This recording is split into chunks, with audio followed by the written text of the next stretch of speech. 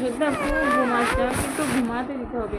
আমি কারণ ভাত খেয়ে আমি বসে থাকতে পারি না। আমি এখন উফ, পড়তে এখনই নিচে পড়বে। দেখো এখানে পুচু বসেছে, আর একটু হলে নিচে পড়তো।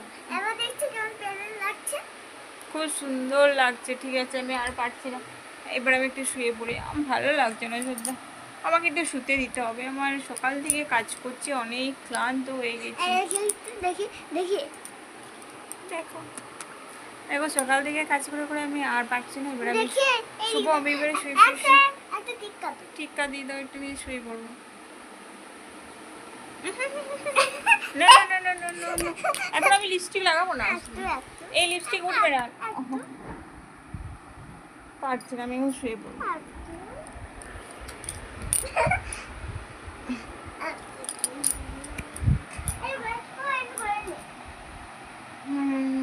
দেখো পুচু আমাকে লিপস্টিক লাগিয়ে দিল কেমন।